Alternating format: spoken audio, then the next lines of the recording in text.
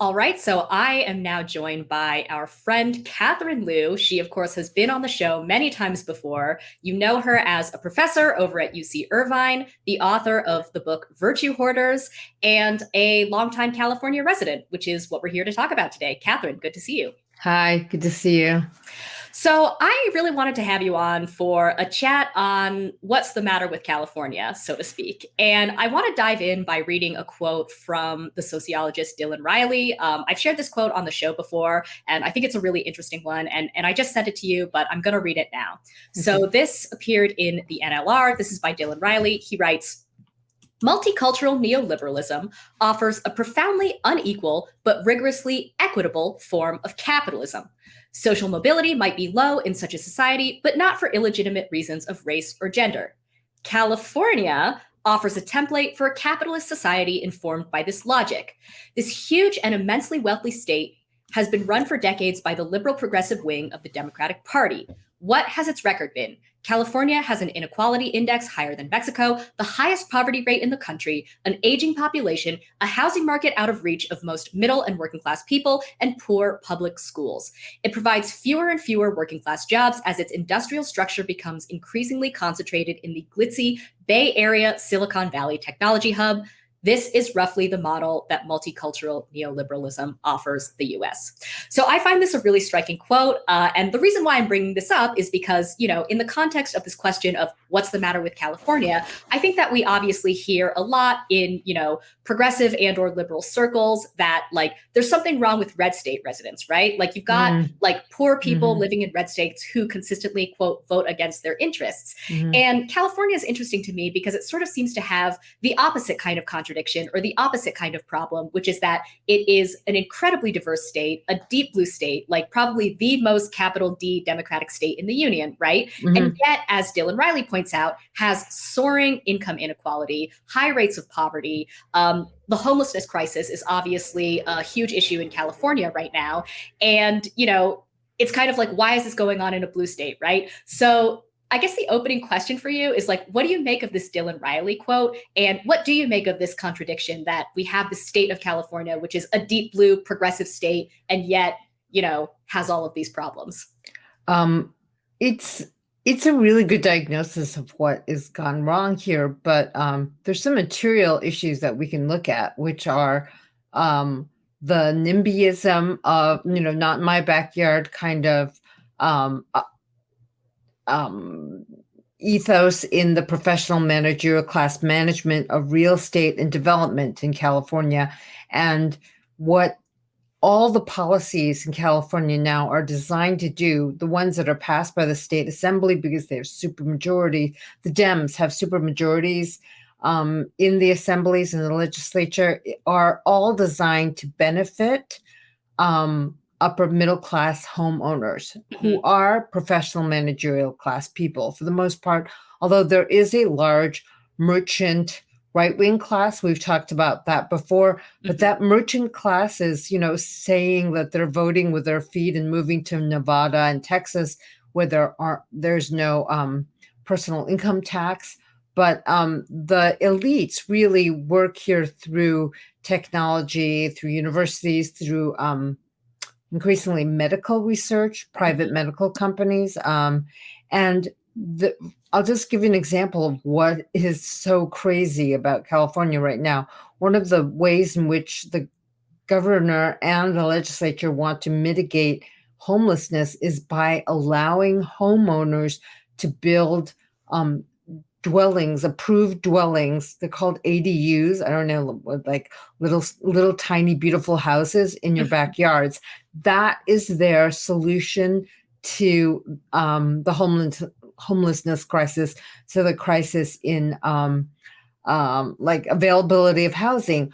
Basically, this means like people who are homeowners like me can build a unit that we can then rent out for money. We get more wealthy, we have more value to our real estate because we can have approval for a rental unit. This is along the lines of like the solar policy, which they realize like 10 years down the line is really punishing lower income and working class people who don't own their homes, so they can't put solar on their homes. And all of the wealthy people in my neighborhood are so proud of having solar energy, but this has actually driven up the price of electricity. Mhm. And we've gotten all these tax breaks as a result. And so these are the kinds of progressive policies that California prides itself on. And we really forged this boutique politics of what Riley says is, sort of neoliberal multiculturalism. It's, more like, I'm hesitant to use the term neoliberal right now because I think a lot of people just avoid capitalist Mm-hmm. and use neoliberal instead. Right. So can we call it capitalist? Right. Multiculturalism, Mm-hmm. late capitalist multiculturalism, finance capital multiculturalism. Like, there are people like Wendy Brown, who came out of Berkeley and is now like some grand poobah in Princeton, who's written, so many books on neoliberalism, and never does she talk about political economy. She's like the perfect avatar of the California mentality. It was called like the California ideology, which was about the utopian dreams of Silicon Valley and tech.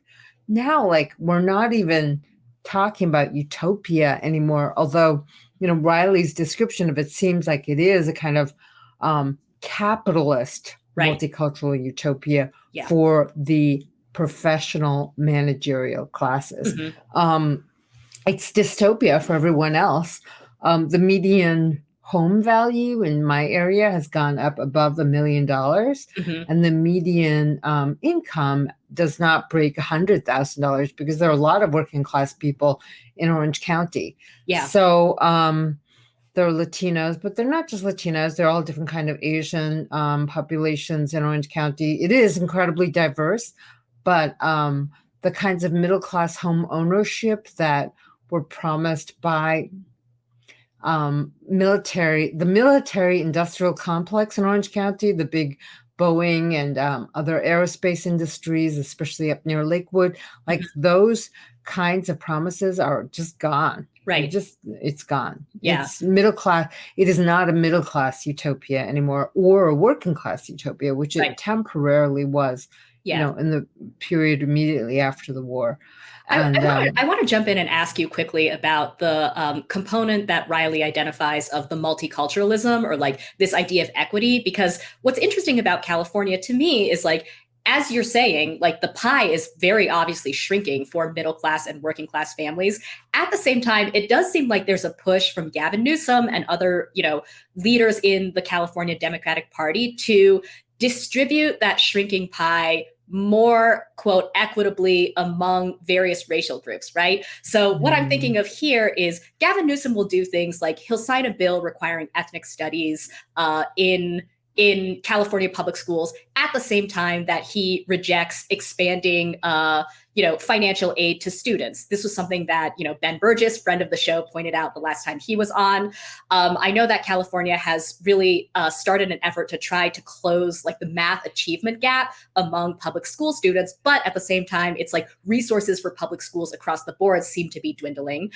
You probably saw that the California Assembly, I think, recently approved a reparations task force, and there was like a big debate over who the reparations would be for. I think they finally, after much, back and forth, decided that it would be limited to the descendants of slaves. So like, not just to any Black person, but specifically to the descendants of slaves, which I guess makes sense in the context of reparations in some ways, but it's also weird in the context of California because it's like California was never a slave state. Just want to point that out. So again, not really quite sure like what the point of this is. And of course, there's been an effort by Democratic leadership in California to reinstate affirmative action or to get rid of meritocratic admissions at elite schools, which, as we've talked about before, seems to me like, in the context of shrinking resources for higher education and public education in general, just an attempt to diversify what is a dwindling resource, right? So I don't know. I mean, maybe talk a little bit about that, because I know at the same time that all of this is happening, something that's more universal, like the campaign for single payer in California has completely died on the vine. So what do you make of that? I mean, is that just something that's a media spectacle, this kind of like, I don't know, like racial equity or like sort of like woke component of California politics? Or do you really feel like that is something that the Democratic leadership is pushing? Well, both. I mean, I think the Democratic leadership in California is really, really, really corrupt. Yeah. And it's interesting about why it's so corrupt because it just has so much power. The Yeah. Republicans are really screwed here.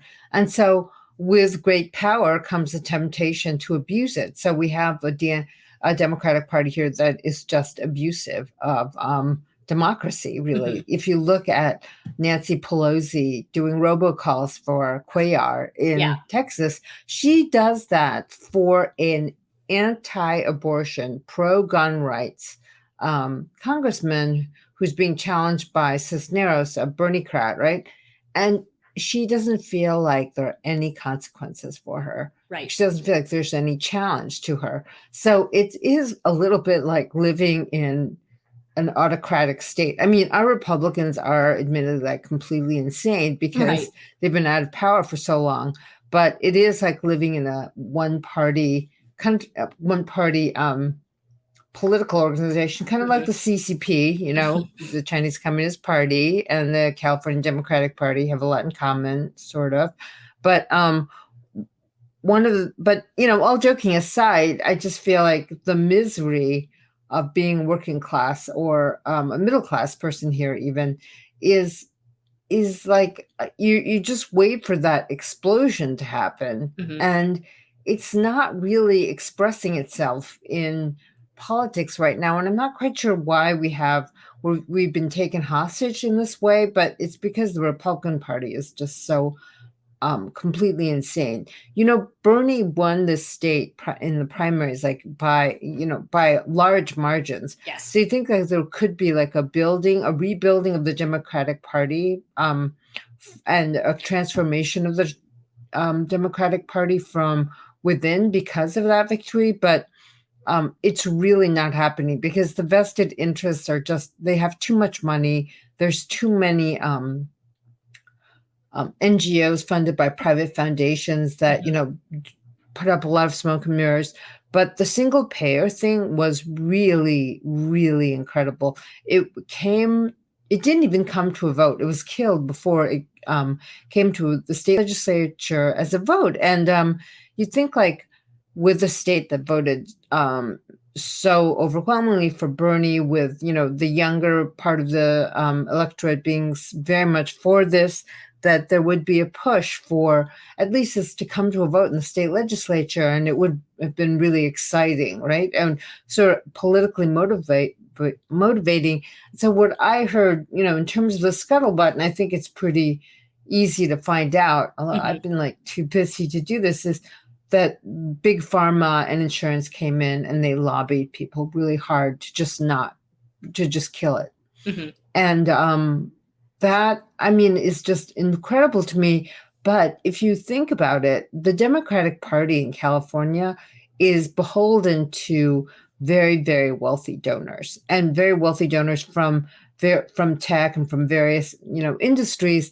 And the big pharma and big insurance, they just came in and they just threw their weight around. And, in the end, what California really respects is money. So we're going to have this like really corrupted and tyrannical Democratic Party, like displaying all of its progressive bona fides, but it's all a complete sham, because what we have is just what the Riley quote describes.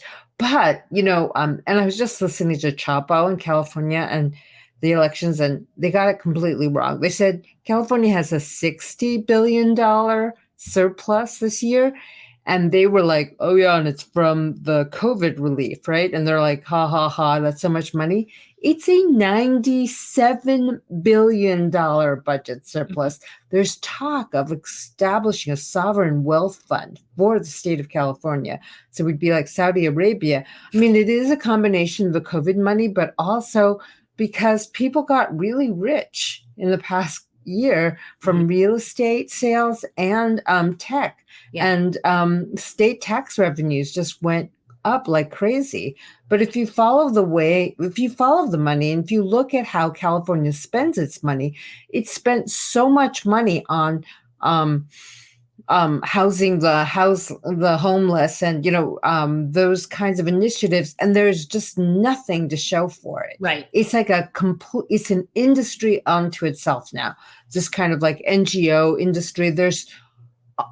There's a pet project for every single thing. There is no systematic, no macroeconomic analysis of what's actually going on. And just like with the sort of single family dwellings now being able to be zoned to make their own little houses in the back, their tiny houses in the backyards, it's not systematic. It's not big. There are no big projects.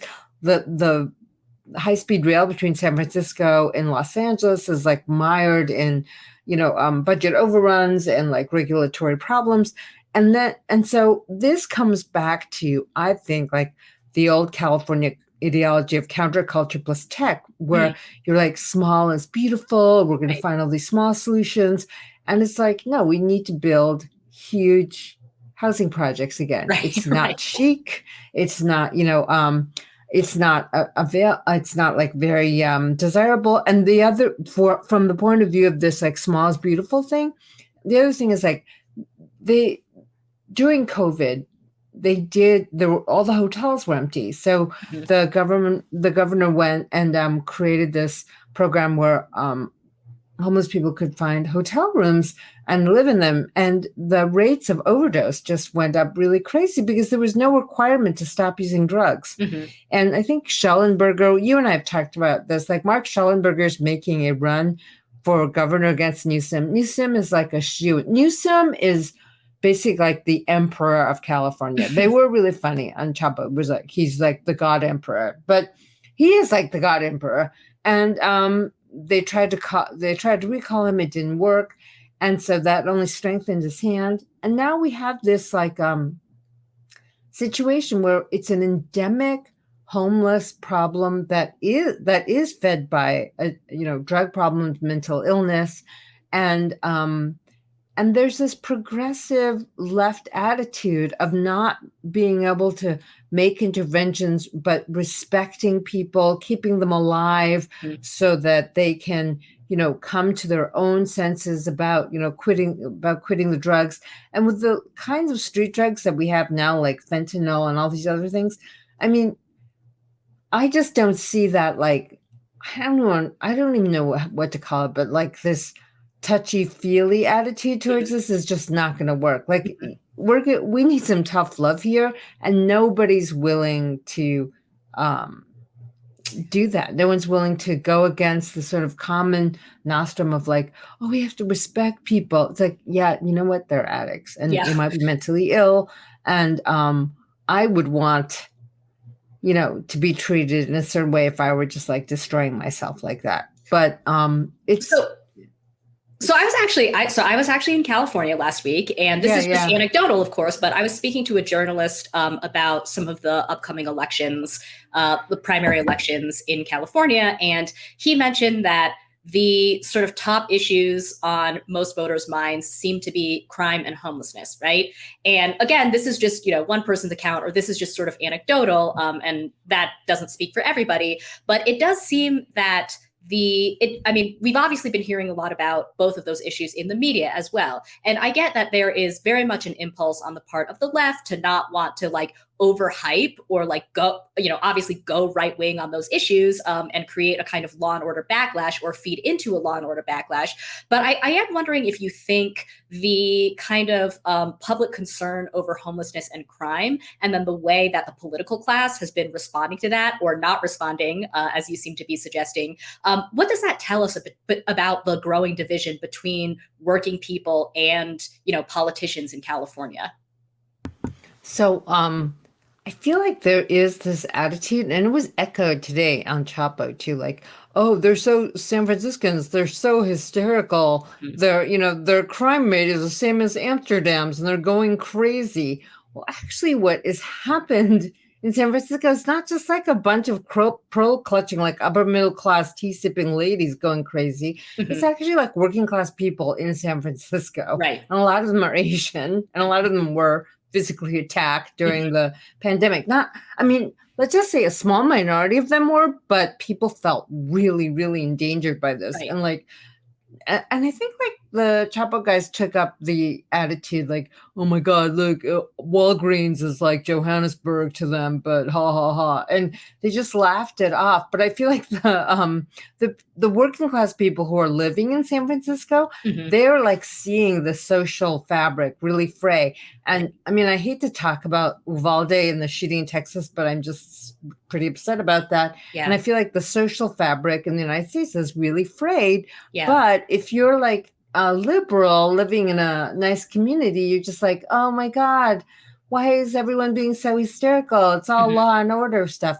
I mean, it shouldn't come from law and order that there is a society where robust relationships of solidarity can be built. But, it's one way to understand like how we feel like there's some like civilizational collapse at the same time in the United States. I mean, the fact that someone who's 18 years old could go and get like an AR-15 and shoot up 10-year-olds is like, I don't know, it's pretty close to civilizational collapse. I don't feel like I'm being hysterical by saying that the social fabric is worn really thin. Mhm. It's not necessarily in my immediate neighborhood. And yes, there are a lot of upper middle class people who are like, oh my God, there's so much crime and everything. And they are hand wringing on that level.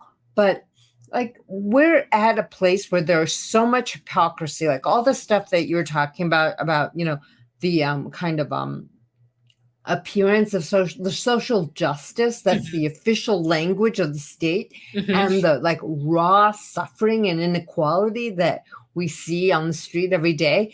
That division just makes people mistrust all institutions. That makes people hate each other. Mhm. That makes people suspect each other of either buying into this hypocrisy or just being passive about this hypocrisy.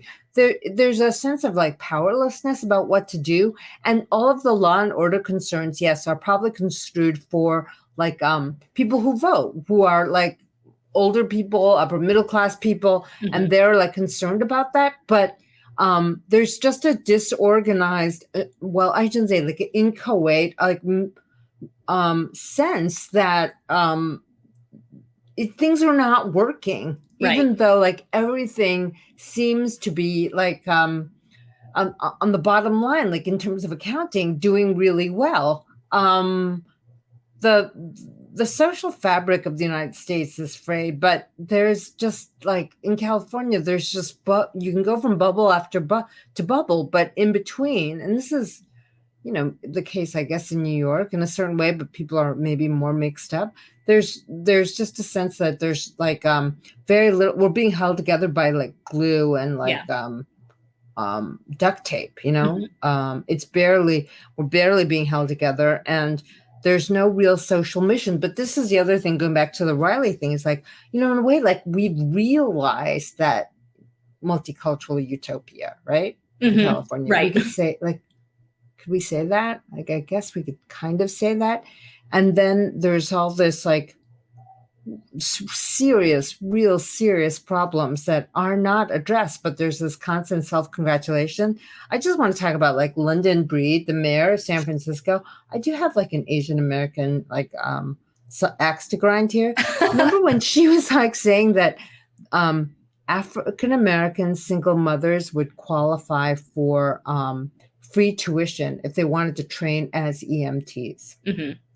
This was during the pandemic. And, Mhm. she's the mayor of a city with a lot of working class Asian Mhm. Americans. And there's this sense that you can just take the Asian American electorate for granted. Yeah. And I'm like, oh my God, we have to come up with a new party in California, because the Democratic Party does not. The Democratic Party is now seeing race in a bipolar way, white and black. They don't even care about Latinos. Yeah, actually, I was going to bring that up. I was going to ask you, I know, in California, like I was going to ask you about Latino and specifically Asian voters in California, who, like you were saying, like I feel like, at least from what I'm seeing, the Democratic Party does not care about at all, which seems crazy. But I also wanted to ask you if it even makes sense to talk about Latino voters and Asian American voters, because I will sometimes do that on the show, and there are reasons to do that. But of course, those groups are not by any means a monolith. And I think what's interesting about Asian constituencies in large cities like San Francisco or Los Angeles is you really do see a division between working class Asians and their professional managerial class counterparts in terms of where their politics fall, right? So I feel like the latter group aligns very, very closely with kind of the, Newsom vision of California, whereas it's the working class Asians and of course working class Latinos as well, who are really getting left behind and whose politics are really falling out of step with the democratic orthodoxy. So then we can come to the Chesapeake recall, right? Exactly. Right?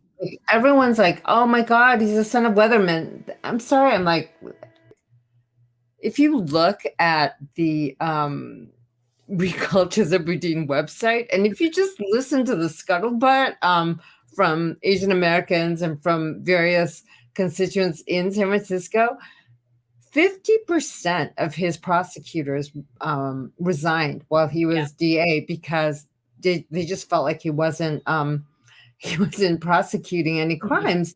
And the Asian American, Latino, and African American working class communities in San Francisco were actually creating a cross-racial alliance to bring him down.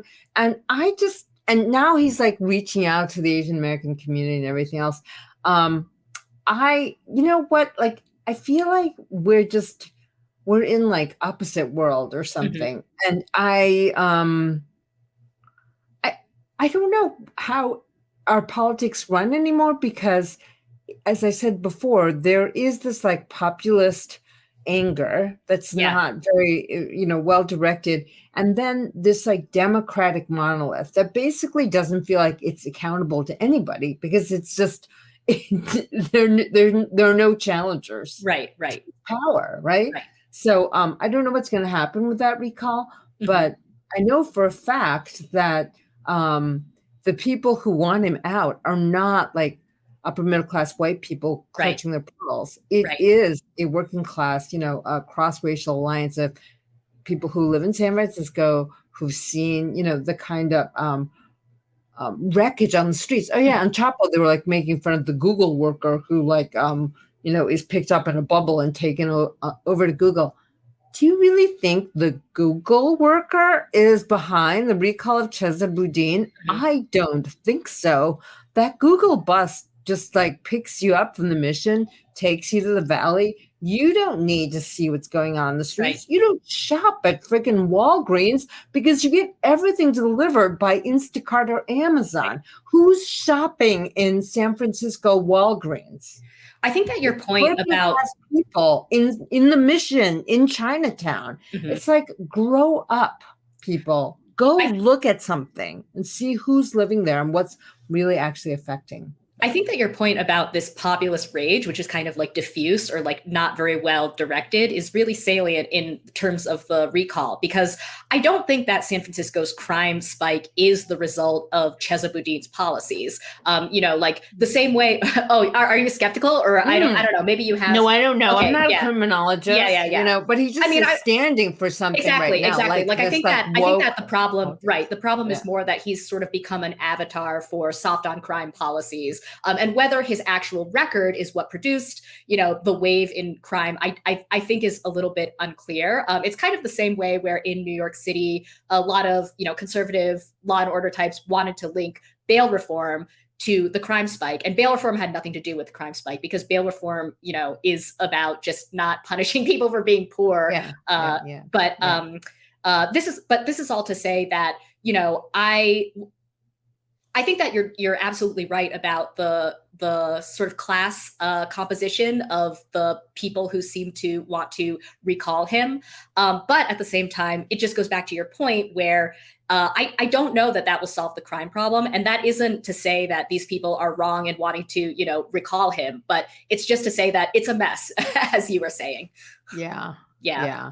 I mean, and the other thing is like, there is a part of me that is saying, like, you know what a crime spree is? It's a class war without any organization. Mm.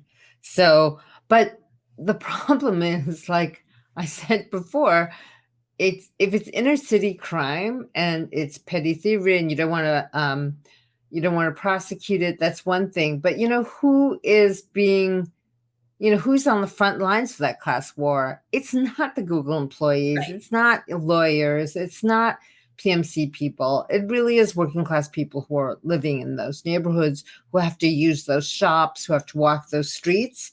And I'm not saying like police are the solution necessarily, as you said. I mean, look at what happened in Valde. I mean, those people, that police force really gave Blue Lives Matter a different spin for me. Right. It really was like, you know what, our lives matter more than the lives of children and teachers, and it just infuriates me. But I was just there's a layer of hypocrisy generally that is just really hard to live with. And so what kinds of political organization explosion could come out of it? And I was talking to someone who I guess was a community organizer in San Francisco, and she was saying that working class people aren't necessarily law and order people, that they just need to be educated and organized. And I was like, okay, well, I'm not an ethnographer, I don't know about Right. that, but it was this idea of I come in and I organize working class communities. So this goes back to what I was saying before, which was that we're not organized by communities, we don't have class consciousness. And this reified notion of the community, though, really serves like the political class very well, because you can Yes. say, like, I serve the interests of this community, you're the representative of this community. It serves people like me who can become the spokespeople of my community. But you have these sort of local problems with San Francisco residents or Orange County residents or Los Angeles residents that share a space right now, and that's like a very tenuous thing. So we decided to call it a community. But I really feel like the fragmentation of our social whole is forcing the NGOs to talk about communities, and it's this language that really only serves them to get funding. I was like, okay, so who are these organizations? She's like, they're NGOs. And I was like, who are their funders? And she said, private foundations. So I was like, okay, so you have to speak a language that's good for the private foundations and will keep the money coming in. And you think of the working class community as this inchoate mass that you have to educate. But I'm just not buying that. There is, there's some basic leftist things we can say here. First of all, like, you come in Barack Obama was a community organizer. What is that action called organizing? Right. Yeah, and she was very pessimistic about unions too. I was like, so these people don't have like an interest, they don't have an employment interest. And she's like, yeah, because unions are very weak. I was like, so you can use the sort of residential thing to unite them. She's like, yeah, and they just need to understand, like, they can work with each other and they don't have to have the police around. And I was like, oh, okay, so you're educating people who live in a working class neighborhood that they can rely on each other and not the police. And it just seems like such a top down thing. Like, there's no I was like, you know what, I come from the old left tradition where you first, solidarity only exists in the workplace, and then second, like, as an outsider or an organizer, like, first what you need to do is find out what the needs of working class people are. You learn from them, you don't organize them. And it's so monolithic now. It's like, me questioning this is not going to do anything, because they are getting their paychecks cut by the private foundations. The private foundations fund the NGOs. And the University of California is like, basically, I always say this, but everyone's like, okay, whatever. But it's like an ancillary arm of the Democratic Party. Mm-hmm. When did that happen? Should this really be it? Like, I wouldn't want it to be an arm of the Republican Party. Right. But we basically, like, if the Democrats come up with something, we jump too. Mm-hmm. And what was happening earlier when Schwarzenegger won that recall was that he was actually very friendly to the UC, but from this like old school, like liberal Republican point of view. And now that there really isn't a Republican challenger, it's like everything that the Democratic Party wants in terms of its really curated, like minority profile status, that's what we deliver. And it's the university now is very, where I teach, most of the UCs now are very medical school driven and computer engineering driven. They're two profit centers because we have an aging population.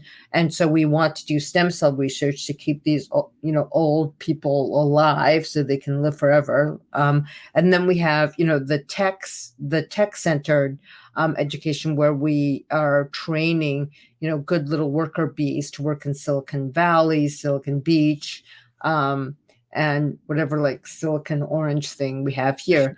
So that's basically what we do in terms of servicing the purposes of California industry. And it all seems like work incredibly smoothly. And our chancellor is always like sending out these like consolatory emails because you've had so many horrible things happen recently. And I'm like, you know what, STFU, this is not really your job to either console us or take a position on any of these things. But he's got a module, called that he's funded called Confronting Extremism. Mm-hmm. It's a series of webinars that we're supposed to listen and watch, and then we can confront extremism. And, the thing is, they're centrists, so they could very literally say, leftists are extremists too, and the far right is extremist. But I'm just like, after all of these atrocities, he's telling us that we should teach this in our classes and watch this. This is a violation, number one, of academic freedom. And this is him taking his bully pulpit and using it for a little bit of virtue hoarding and signaling. It's like, no, you don't tell me what to teach, and you don't get to appear to be a good guy here. But nobody says anything because there's no room for dissent. There's no contest. Well, I mean, on the subject of kind of like breaking the stronghold of the, centrist Democratic elite, to go back to something you had mentioned earlier, Bernie Sanders won the California primary on Super Tuesday. I know it was, a while ago. I'm always talking about it as well because I think it was pretty incredible. And I'm wondering if you think that was a fluke, or if that provides some sort of like hopeful or optimistic blueprint for, any kind of left organizing in California. I feel like sort of we're sifting through the ruins of that election still. I want to say that he won like 65% of the vote, but I might be wrong. I don't have the numbers. It was significant, but it was like specifically among Latino and Asian American voters. Yes. But I was talk about that too much.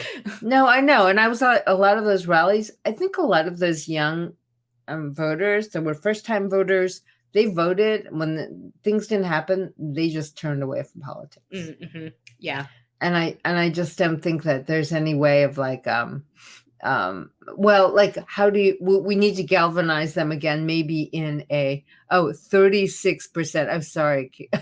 I just reversed it. It was like, okay, I might just say 60%, but okay, 36%. And everyone was still, running then. So there were a lot of people. Right. So actually that's really depressing, but because I had such an inflated number in my mind. But I think it was a galvanizing moment. And then, now we're sifting through the ashes of that.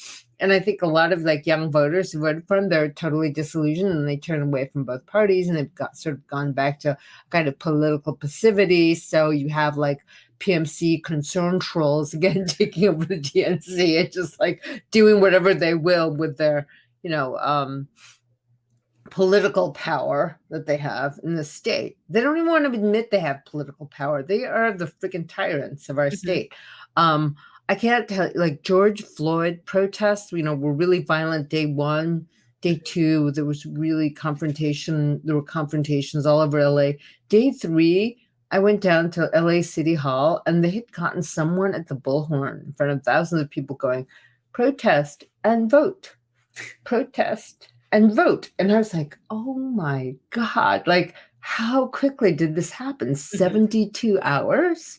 And it's been completely absorbed by electoral politics. So I don't know what to do about this. And I'm like, I feel like there was all this energy, but I feel like the party knows that those people don't remain committed to voting. So they don't need to cater to younger people, younger people of all races who came out to vote in California. So there's a lot of economic insecurity. And, the California ideology is really powerful, right? I'm looking at all these crazy people on my ballot who are running for president. I mean, not president, governor, because we have the jungle primaries. Right. And like half of them are called like small business owners, entrepreneurs, small business owner, owner of a restaurant, entrepreneur. And there's still like, there's someone, Pamela Elizondo of the Green Party is a marijuana plastic entrepreneur. Oh, yeah. Very California. Right? And I'm like, there's still that idea that if you just hustle here and you just hustle a lot, you can still make your way in the world. Even though housing is so expensive.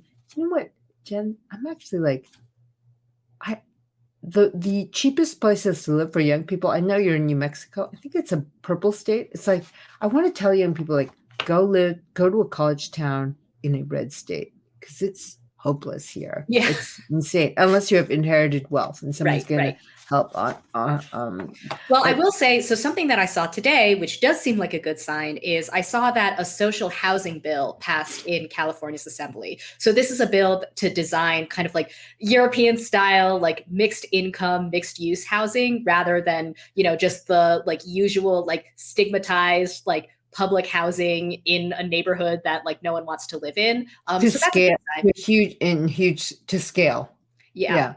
So, but again, now that it's passed the assembly, it's going to be in the Senate. So you tell me what that means for its future. I don't know what that means, because so many things, so many progressive things get passed and then they kind of die. Yeah. And then there's like this internecine fighting. So here's the thing is like, actually you just feel really powerless living in this deep blue state, which I guess you described it as.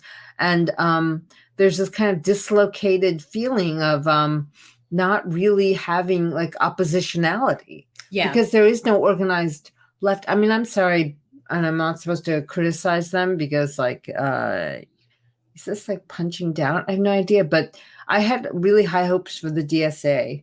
And there are some progressive candidates, but no one even like Cisneros in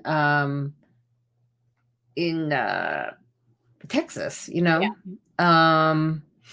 There are some younger people who are coming up and to challenge Democratic incumbents.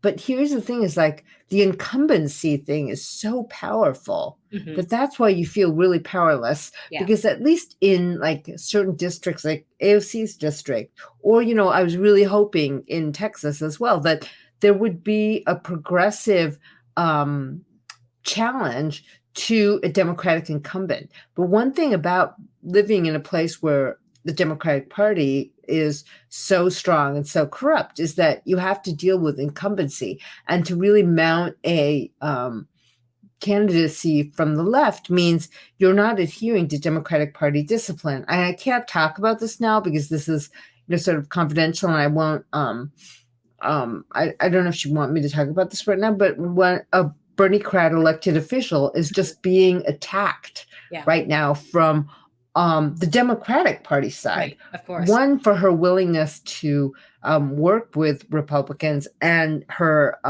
independence with regard to Democratic Party orthodoxy. And so they're the ones who are taking her down. Like, that's what's happening in California, which is like a very bad sign for how the Democratic Party in power deals with its left flank, which is always to suppress and repress any notion of dissent with regard to party lines. And that's the power of the party. I always think, like, I'm kind of joking, but I was thinking, like, what if we had a Latino or Asian American candidate who could run on a socialist slate that was also anti-affirmative action in California?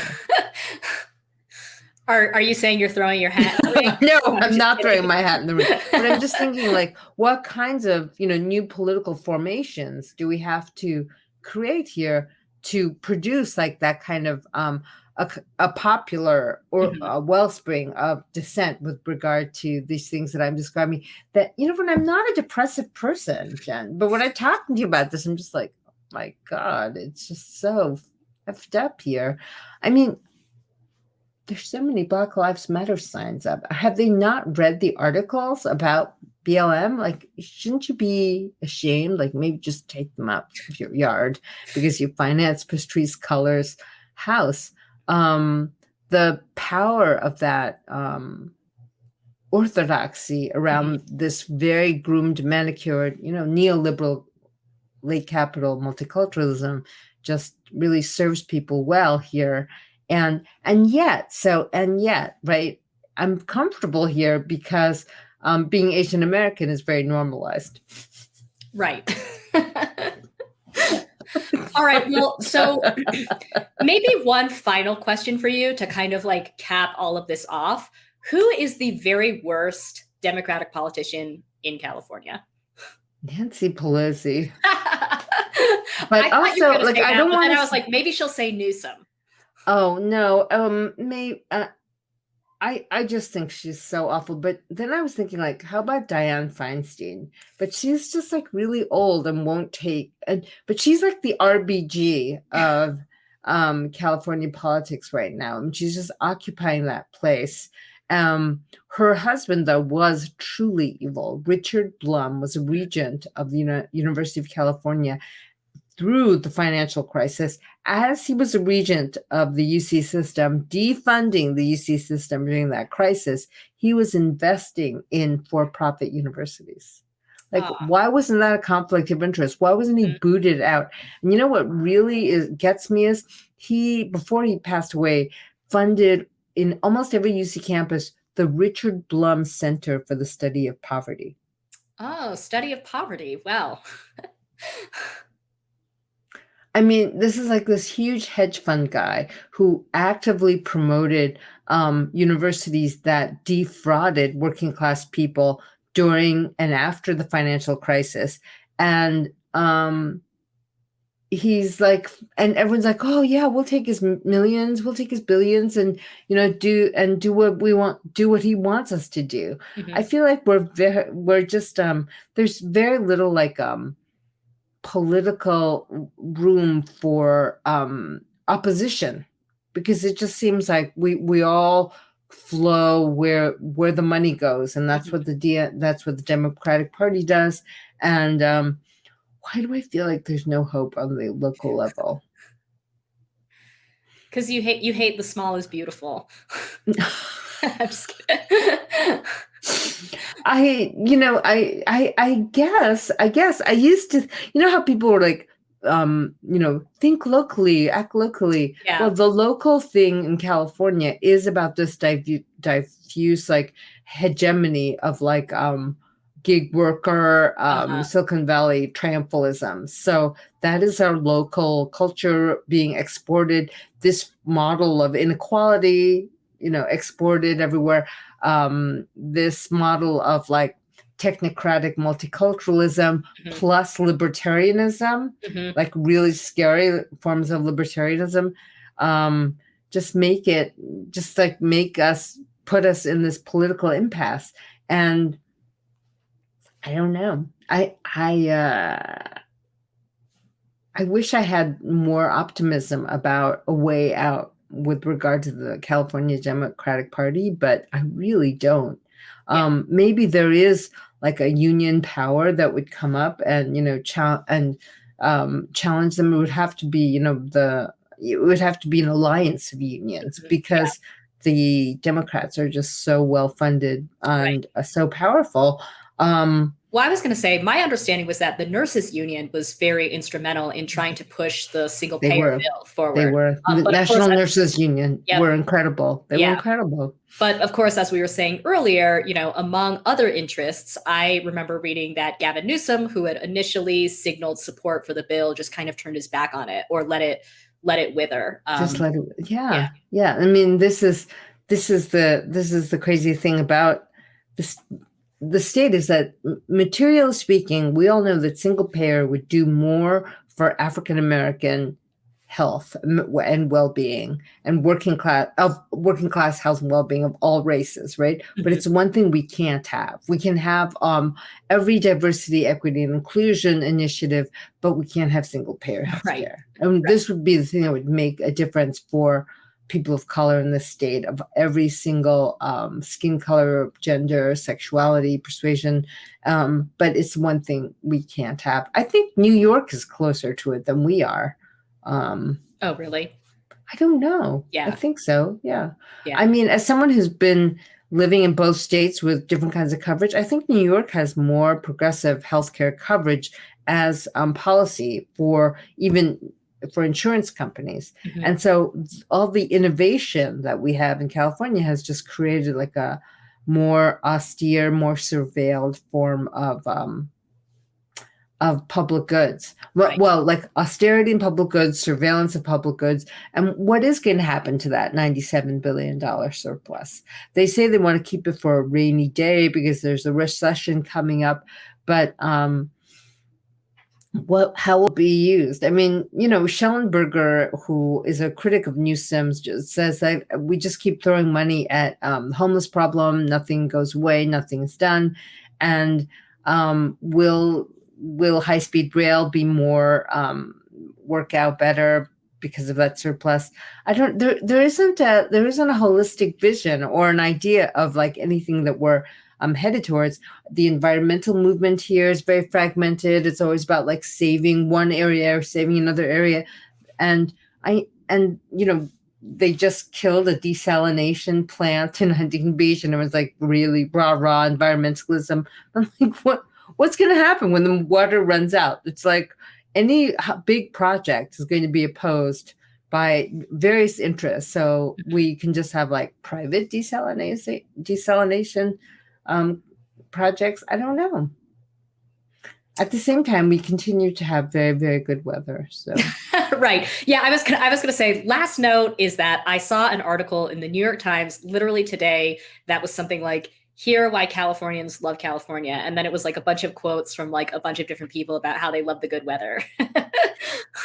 So to make a long story short, politically very regressive, although apparently liberal. We are the pioneers of late capitalist diversity initiatives.